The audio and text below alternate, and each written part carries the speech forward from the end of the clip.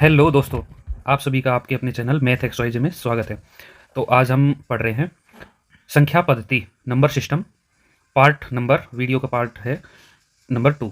ठीक है, first part हमने पहले ही अपलोड कर दिया था, तो उसके अंदर हमने नंबर सिस्टम के बारे में कुछ नंबर सिस्टम के बारे में पढ़ा था। आज हम पढ़ रहे हैं कुछ डेफिनेशंस, और फिर नेक्स्ट जो वीडियो होगी उसमें हम करेंगे इंपॉर्टेंट क्वेश्चंस जो इसमें बनते हैं। सभी क्वेश्चनों को हल करने की कोशिश करेंगे। आइए हम पढ़ते हैं। फर्स्ट है प्राकृत संख्या। ठीक है, नेचुरल संख्या, नेचुरल नंबर भी हमें इसे कहते हैं। जिन संख्याओं को गिनती की क्रिया की जाती है उन्हें प्राकृत संख्या कहते हैं। इसके अंदर शून्य इन्वॉल्व नहीं होता है, जैसे कि हमने पिछली वीडियो में बताया था। ठीक है, और ये अनंत तक होती है। ठीक है, और ये कहाँ से स्टार्ट होती है? ये स्टार्ट होती है 1 से। ठीक है, 1 2 3 4 5 6 7 अप टू इनफाइनाइट, अनंत तक। ओके, तो ये होती है सभी की सभी नेचुरल नंबर्स। ये सभी पॉजिटिव नंबर भी बोले होते हैं। नेचुरल नंबर हम कह सकते हैं सभी पॉजिटिव धनात्मक संख्याएं भी होती हैं। अब सेकंड आता है पूर्ण संख्या, होल नंबर। होल नंबर क्या होता है? ये जीरो, देखो ये नेचुरल नंबर तो 1 से स्टार्ट होता है, होल नंबर क्या होता है? 0 से स्टार्ट होता है। ठीक है, याद करने के लिए होल नंबर में होल में ओ आ रहा है, इट मीन्स ये 0 से स्टार्ट हो रहा है। O stand for 0। ठीक है, और यहाँ से हम याद कर सकते हैं, इसे रिलेट कर सकते हैं कि ओ फॉर स्टैंड फॉर 0, और जिसमें 0 आएगी, और ये भी क्या होती है? धनात्मक होती है, पॉजिटिव नंबर्स होते हैं, और ये भी अनंत तक हो सकते हैं। ठीक है, तो ये सभी संख्याएं क्या कहलाती है? पूर्ण संख्याएं, होल नंबर्स। अब आते हैं पूर्णांक, इंटीजर नंबर। ये क्या होते हैं? ये धनात्मक भी हो सकती है और ऋणात्मक भी हो सकती है, और इंक्लूडिव जीरो, इसमें जीरो इंक्लूड रहता है। ठीक है, इसको प्रदर्शित किया जाता है जड़ से। ठीक है, पूर्णांक को जड़ से प्रदर्शित किया जाता है, किसी भी इंटीजर को जड़ से हम शो करते हैं, और ये धनात्मक भी होती है और ये ऋणात्मक भी होती है। ठीक है, अगर हम जीरो से नीचे की तरफ जाते हैं, छोटे की तरफ जाता है, संख्या की तरफ जाते हैं, तो वो ऋणात्मक होती जाती है, और जीरो से जब बड़े की तरफ जाते हैं तो वो क्या होती है? धनात्मक होती जाती है। ठीक है, तो आइए आगे तो पढ़ते हैं।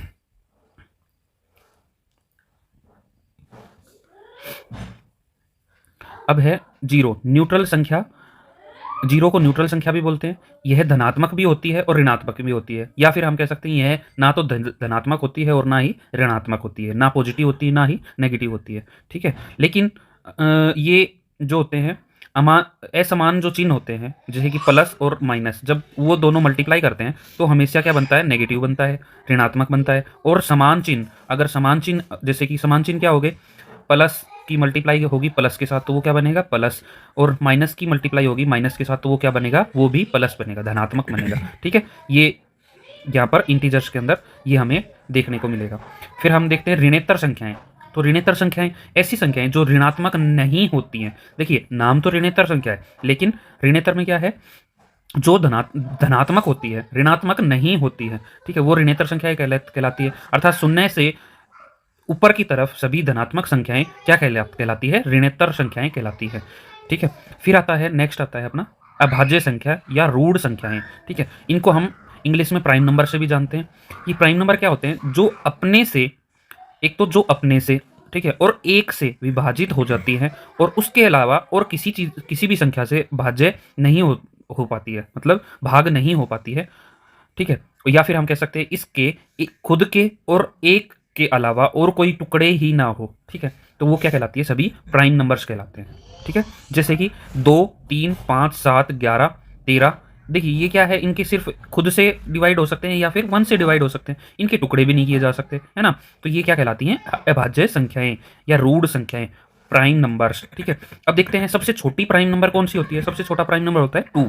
ठीक है, अब बोलेंगे सर 1 भी तो ऐसे ही है। 1 जो है, एक तो 1 से डिवाइड होती है, और 1 खुद से भी डिवाइड होती है, और उसके ज़्यादा टुकड़े भी नहीं किया जा सकते, तो भी ये हम कह सकते हैं रूढ़ संख्या होगी क्या? नहीं, ये रूढ़ संख्या नहीं होगी, इसको हम रूढ़ संख्या नहीं बोलेंगे। जो सबसे छोटी रूढ़ संख्या होगी वो क्या होगी? 2। जो प्राइम सबसे छोटा प्राइम नंबर होगा वो होगा 2। 2 से रूढ़ संख्या स्टार्ट होती है, प्राइम नंबर्स 2 से स्टार्ट होते हैं। ठीक है, तो आइए आगे हम देखते हैं। यहाँ पर कुछ रूढ़ संख्याएं जो प्राइम नंबर्स है वो दिए हुए हैं, यहाँ पर हम इनको याद भी रख सकते हैं। 1 से लेकर 25 तक अभाज्य संख्याएं कितनी होती हैं? 9।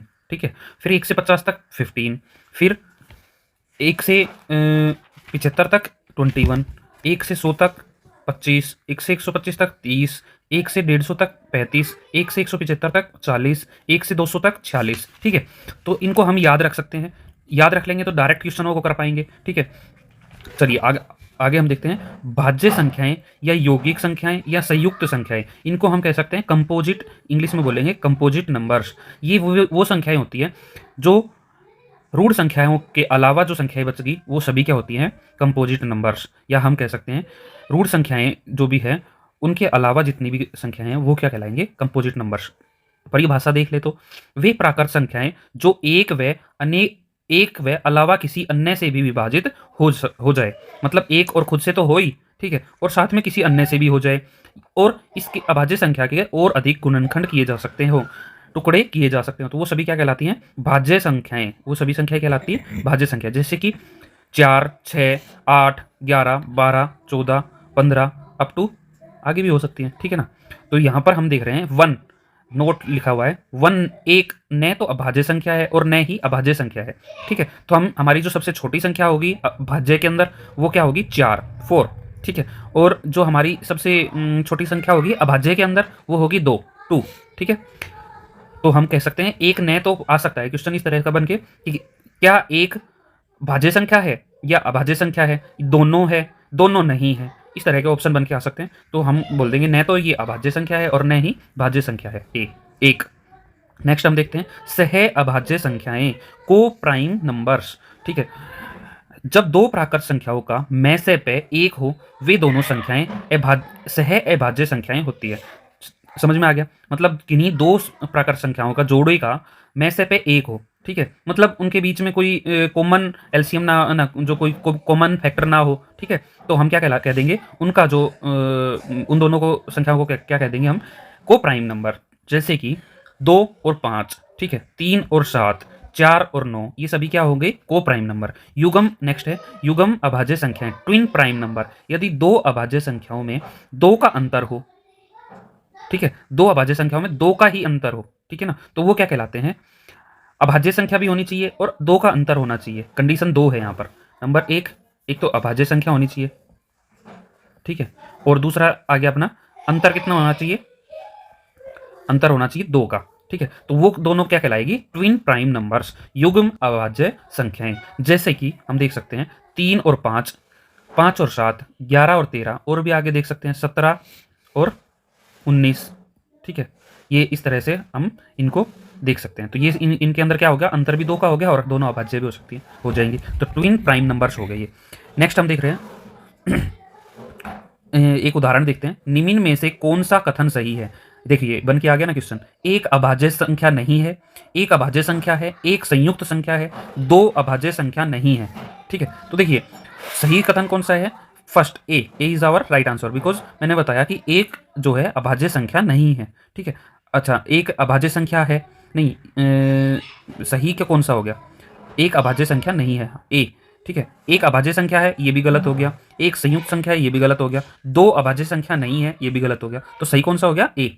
ठीक है, नेक्स्ट है सम संख्याएं, इवन नंबर्स। ये तो आपको पता ही होगा, वे संख्याएं जो 2 से भाज्य हो जाए, मतलब जो 2 से डिवाइड हो जाए वो क्या कहलाती हैं, सम संख्याएं कहलाती हैं। जैसे कि 0, 2, 4, 6, 8, ये सभी क्या कहलाती हैं, सम संख्याएं कहलाती हैं। जिनके अंत में क्या है, 0, 2, 4, 6, 8 है, तो वो सभी क्या कहलाती हैं, सम संख्याएं कहलाती हैं। सम संख्या सबसे छोटी सम संख्या कौन सी होती है, 2। 2 is the smallest even number. Okay, next है विषम संख्याएं, जो सम संख्याओं को छोड़ दें और जो बच गई वो विषम संख्याएं होगी, या हम कह सकते हैं जो 2 से पूरी तरह से विभाजित ना हो सके। जैसे कि 1, 3, 5, 7, तो सबसे छोटी विषम संख्या कौन सी है, यहाँ पर हम कह देंगे 1। 1 क्या है, सबसे छोटी विषम संख्या है। ठीक है, सबसे छोटा ओड नंबर है। ओके, नेक्स्ट हम देख रहे हैं नोट पढ़ रहे हैं, सम संख्याओं का योग हमेशा सम संख्या ही होता है। ठीक है, और विषम संख्याओं का योग भी हमेशा सम संख्या ही होता है। ठीक है, ये क्या है, हमेशा ये ध्यान रखेंगे, जो दो यहाँ पर 2 लगाना कोई भूल गया। ठीक है, यहाँ पर 2 लगाना भूल गया, 2 सम संख्याओं का योग हमेशा सम संख्या होता है और 2 ही विषम संख्याओं का योग भी सम संख्या होता है। अभी देखिए विषम संख्याओं का योग हमेशा सम संख्या होता है। अब 3 जोड़ दो, 3, 3 और 3 विषम संख्या होगी ना, बट उसका योग करेंगे तो 9 आ गया ना, तो यहाँ पर हम लिखेंगे 2 कि 2 विषम संख्याओं का योग हमेशा क्या होता है, अपना सम संख्या होती है। ठीक है, चलिए तो नेक्स्ट हम देखते हैं परिमेय संख्याएं, रेशनल नंबर्स। ये बहुत ही इंपॉर्टेंट है, इसमें से क्वेश्चन भी बनते हैं और ये इंपॉर्टेंट भी क्वेश्चन है। तो परिमेय संख्याएं, रेशनल नंबर, एक पूर्णांक, पहले डेफिनेशन देख लेते हैं।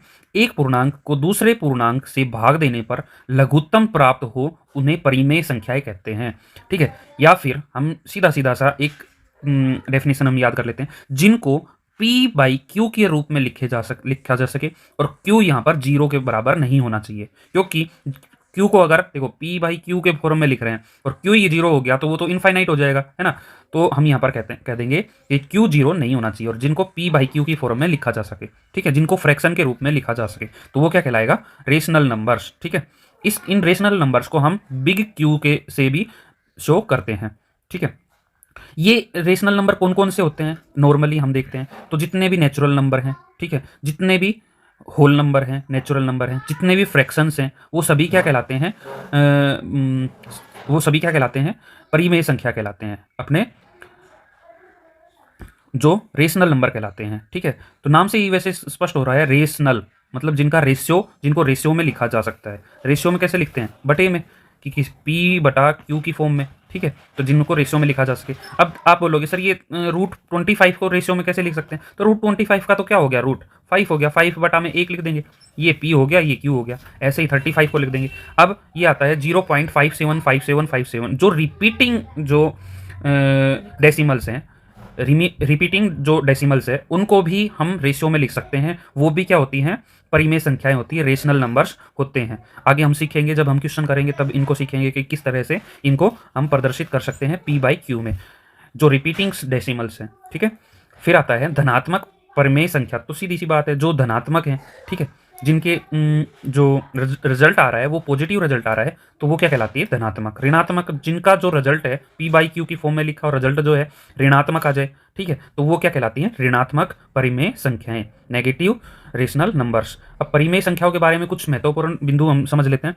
सभी दशमलव भिन्न वाली संख्याएं जिनमें दशमलव के बाद वाली संख्याओं की गिनती की जा सके, परिमेय संख्याएं होती है। मतलब उनकी गिनती कर सकते हैं, मतलब कहने का मतलब है कि दशमलव लगाने के बाद अगर जो डिजिट्स हैं वो 10 डिजिट्स में भी लिखा हुआ है तो भी हम उनको परिमेय संख्या कहेंगे। ठीक है, जो जिनकी अंति नहीं है, ठीक है, उनका उसके अंदर भी पार्ट हो रहा है दो, कि जो आवर्ती वाली, जिनका अनंत संख्याएं हैं, ठीक है, अनंत दशमलव है, दशमलव के बाद में संख्याएं हैं, तो वो हमारी क्या हो जाएगी, परिमेय संख्या हो जाएगी। और जो जिनकी आवर्ती, जो आवर्ती में नहीं आ रहा है ना, जो बार बार नहीं लिखे जा रहे हैं, जो अलग अलग आ रहे हैं हर बार, वो और वो अशांत भी है, ठीक है, वो इनफाइनाइट तक भी लिखे हुए हैं, डॉट डॉट डॉट से दर्शाए गए हैं, तो वो क्या कहलाएंगे, अशांत आवर्ती दशमलव कहलाते हैं, जो कि अशांत अनावर्ती दशमलव संख्या कहलाते हैं, जो कि परिमेय संख्याएं नहीं होती हैं, वो अपरिमेय संख्याएं होती हैं।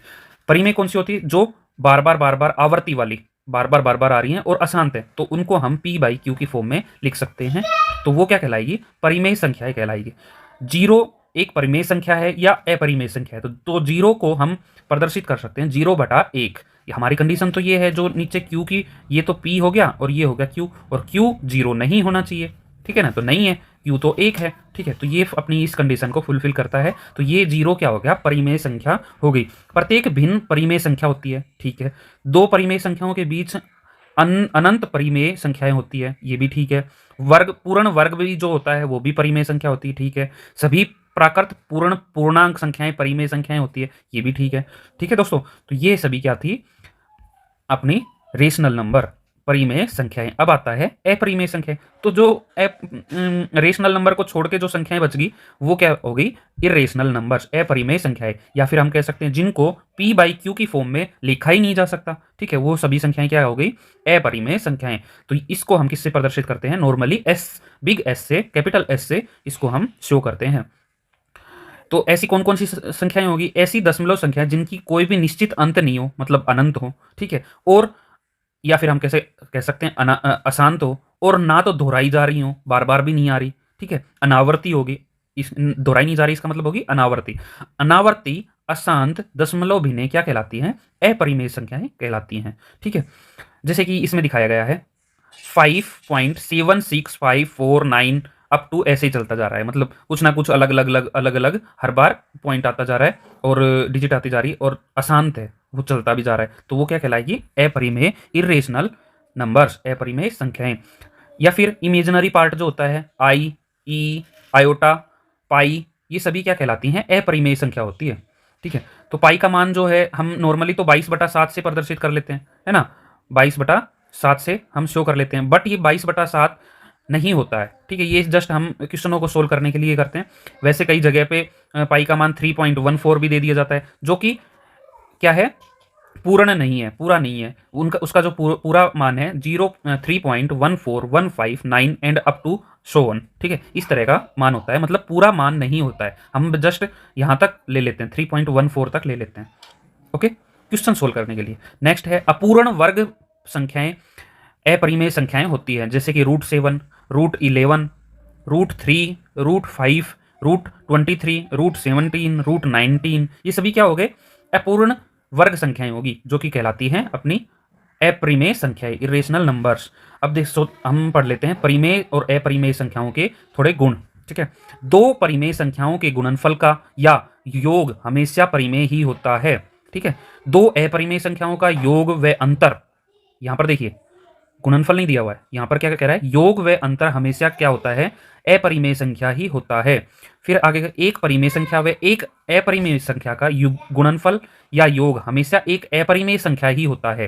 तो यहाँ पर हम एक चीज बना सकते हैं कि एक अपरिमेय संख्या और दूसरी भी अपरिमेय संख्या है, तो उनका गुणनफल भी क्या होगा? एक हमेशा एक अपरिमेय संख्या ही होगा। ठीक है, जैसे कि आगे उदाहरण दिए हुए हैं, देख लेना आप।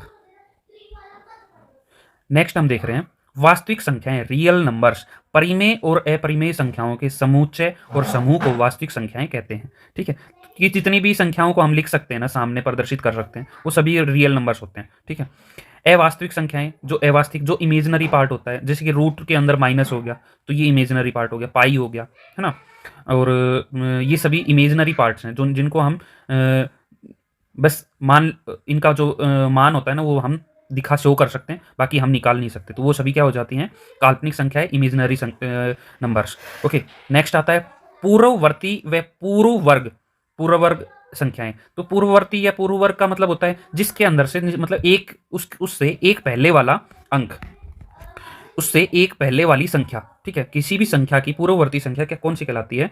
एक पहले वाली संख्या। इसको हम कह सकते हैं प्रीडिसर, इंग्लिश में क्या बोलते हैं? प्रीडिसर। तो उसमें से किसी भी संख्या का पूर्ववर्ती निकालने के लिए उसमें से एक घटा देते हैं, तो वो क्या हो जाता है? पूर्ववर्ती या प्रीडिसर। ठीक है, फिर आता है अनुवर्ती या फिर सक्सेसर। ठीक है, तो इसको हम हिंदी में 3-4 चीजों से बोलते हैं, अनुवर्ती, उत्तरवर्ती या परवर्ती संख्याएं। इंग्लिश में देख लेना आप, सक्सेसर होगा। ठीक है, तो ये क्या होती है? इस कोई किसी भी संख्या की अनुवर्ती, उत्तरवर्ती या परवर्ती, या हम कह सकते हैं सक्सेसर कैसे निकालेंगे, फाइंड आउट करेंगे। उसमें कुछ नहीं करना, हमें एक प्लस कर देना है, प्रीडिसर में एक घटा देना है, सक्सेसर में एक प्लस कर देना है। ठीक है, तो वो क्या हो जाएगा? हमारा सक्सेसर। नेक्स्ट है परिपूर्ण संख्याएं, परफेक्ट नंबर्स। ओके, तो परफेक्ट नंबर हम कहेंगे, ये परफेक्ट नंबर कौन कौन से होते हैं? वह पूर्णांक जो अपने सभी गुणनफलों के योग के बराबर हो। ठीक है, अपने जितने भी गुणनफल बन रहे हैं, उसके गुणनखंड बन रहे हैं, ठीक है, उनके सभी के योग के बराबर कोई पूर्णांक हो, तो वो क्या कहलाता है परिपूर्ण संख्या। ठीक है, जैसे कि 28 एक परिपूर्ण संख्या है। इसमें 14, 7, 4, 2 और 1 संख्याएं मिलके क्या बनाती है? 28 बना देती हैं। फिर आता है पैलिंड्रोम संख्या। ठीक है, पैलिंड्रोम नंबर, ऐसी संख्या जो आगे से भी और पीछे से भी एक ही तरह से पढ़ी जा सकती हो, वो कहलाती है पैलिंड्रोम नंबर। ठीक है, फिर आता है, ये इतना इंपॉर्टेंट नहीं है, निरपेक्ष संख्या, एब्सोल्यूट नंबर। ठीक है, तो निरपेक्ष संख्या, एब्सोल्यूट नंबर, ऐसी संख्या है जिनको केवल संख्याओं के रूप में ही निरूपित किया जा सकता है, मतलब ऐसी जो सिर्फ संख्या के रूप में ही लिख सकते हैं, उनको क्या कह सकते हैं? Absolute numbers. ठीक है, फिर आता है त्रिकोणीय संख्याएं। तो त्रिकोणीय, ये भी ज़्यादा कोई इंपॉर्टेंट नहीं है, वैसे पढ़ लेते हैं। त्रिभुज की तरह रचना करने वाली संख्याएं त्रिकोणीय संख्याएं कहलाती है, जैसे कि 3, 6, 10। ठीक है, और फिर 15, 21, 28, 36, 45। तो इसमें क्या होता है? एक एक का अंतर बढ़ता जाता है, कि इसके अंदर एक दो आ गया, इनके बीच में 3 का अंतर आ गया, इनके बीच में 4 का अंतर आ गया, इनके बीच में 5 का अंतर आ गया, ऐसे एक एक अंतर बढ़ता जाता है। ठीक है, उदाहरण के लिए हम देख रहे हैं पहली 5 त्रिकोणीय संख्याओं का माध्य निकालना है, तो भाई पहली 5 1 3 5 10 और 15 इनको जोड़ के और क्या कर दो 5 से भाग दे दो, तो क्या हो जाएगा 7। अपना क्या आ जाएगा आंसर 7। तो दोस्तों आज के लिए इतना ही काफ़ी है, हमने यहाँ तक पढ़ लिया है त्रिकोणीय संख्या तक। ठीक है, नेक्स्ट क्वेश्चन नेक्स्ट वीडियो में हम आगे की जो भी डेफिनेशंस हैं वो पढ़ेंगे। तो आप हमारे साथ जुड़े रहिए और इस वीडियो को please like share and comment कर दीजिए। अपने जितने भी सहपाठी हैं, जो भी आपके साथ पढ़ रहे हैं, जो भी तैयारी कर रहे हैं, उन सब तक ये पहुंचाइए ताकि उनको इस वीडियो का पूरा लाभ मिल सके। और इस चैनल को सब्सक्राइब कर दीजिए ताकि मुझे भी मोटिवेशन मिलता रहे और मैं भी नई नई वीडियोज़ आप तक पहुँचाता रहूँ। थैंक यू दोस्तों, बाय।